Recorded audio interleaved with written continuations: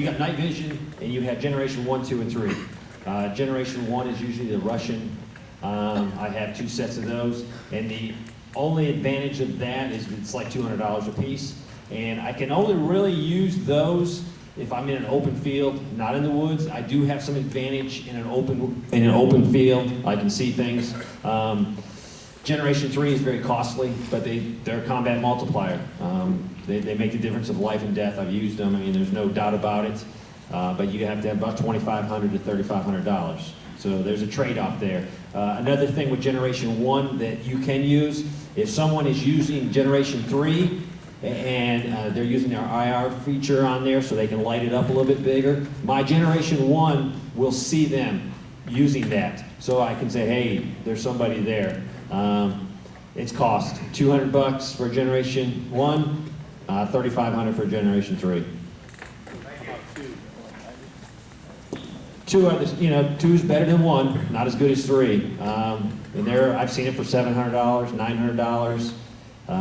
If I can afford anything, I'll buy whatever you can afford. It will have an advantage down the road.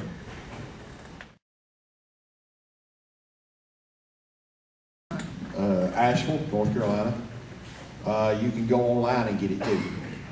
You can go online and they actually have the 1 month, the 3 months, and the year. From theirs, it comes out of Utah like the rest of the freeze-dried stuff does.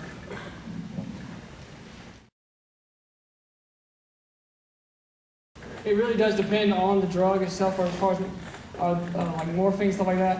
Morphine is generally good for about 6 months to 8 months. The expiration date, so then it's going to start losing its potency after that. It's actually one of the ones that expire quickly. Depending on like oxycodone, something like that, it depends on, you're still looking about 1 year, 2 years, depending on how well. No, you can still do it. Like when our morphine expires, we ship it overseas and they still use it. You just may notice that the effects aren't as strong.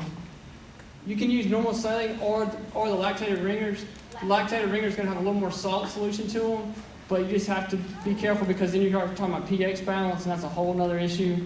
Not talking about water, but it can affect your pH. You have a normal range that you have to maintain, 7.35 to 7.45. If you get outside of that, you can mess up. So normal saline or lactated ringers.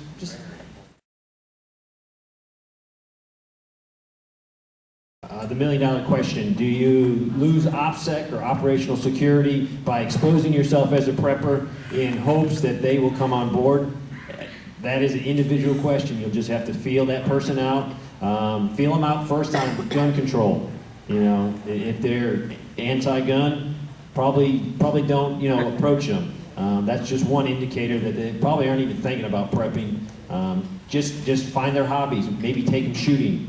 Introduce them to the shooting sport, and if they come, they say, hey, this is fun, I'm going to get a gun, then you just planted that seed and just keep watering it.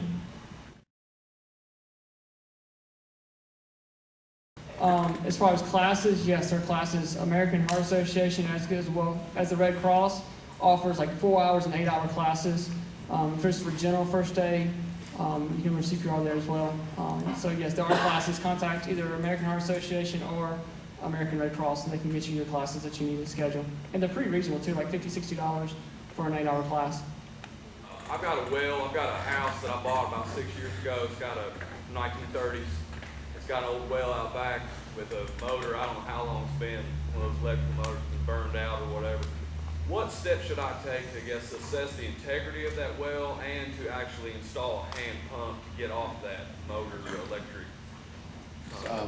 A lot depends on how deep your static water level is. Sometimes an old well like that, you can, if it's shallow enough, I put an old pitcher pump on there, it's not a permanent installation, but get some water pumped out of that well. Just start refreshing it. And then if you've done that for a while, take some of that water, just go get it checked. Get it, take a water sample down to, we use Clemson Extension, and they'll check it and let you know if the water is decent. So could you simply just unbolt that old, the casing over it? Is your motor outside? It's an outside. So it's a jet pump. It's a jet pump. Yeah, it's a jet pump. Just take that out, unbolt. You can, and it's probably all rusted up, so you can have to do some work there. But remove that, and if you're not going to try to get that going, if it's beyond being able to run, and you can get another pump to possibly. You find out what your static water level is, okay? And I can tell you how to do that with a rock. You just drop in a rock, multiply the time it takes to drop, square that time, multiply it by 16.1. Again, formulas. Formulas. And I just put them to sleep and everybody else. But if you want to find, just come talk to me. I'll show you how to do it. And you don't, since you don't have to hire anybody to come out and shoot it with a laser or sonar, just drop a rock, time it, do it like 5 times, take the average, and you know exactly where that water is at. And then start with that.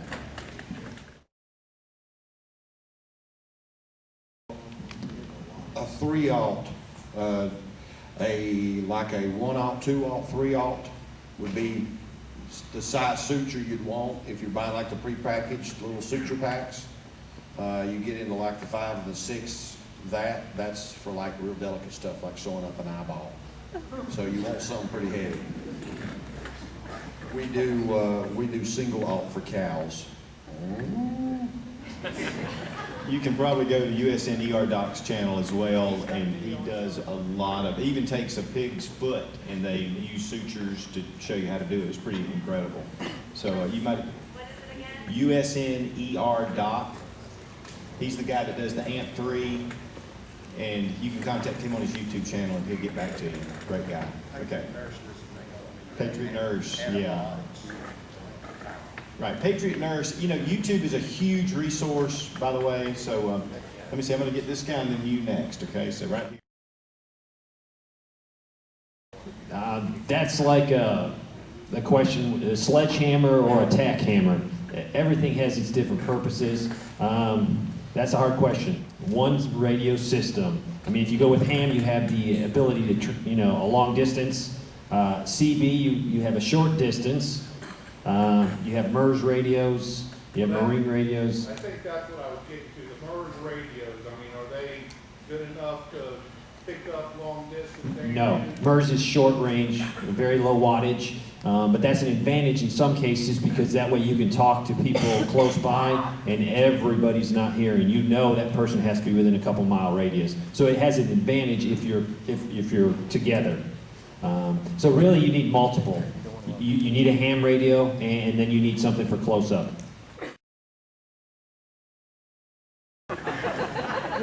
We all said the same thing at the same time, triage. You've got to be able to do it. If someone who is walking wounded, they can help take care of others. Down to someone who you think they can save their life, by all means, do everything you can. But there are just some times that no matter how hard you work, he's got other plans, and there's nothing you can do about it. No matter how well you play the game, how well you control the most belief, that patient's still going to die. It's not worth me spending all my supplies, all my energy on that one person to move on and save someone else that could. Yeah, lots of alcohol, say a prayer. What I'm talking about with triage is saying, not 2 or 3 days, I'm talking about, within 10, 15 minutes. If you can't save their life, then you need to move on. That's a tough situation. I think, it's an infinite amount of possibilities with that, and I think you could be on a trail.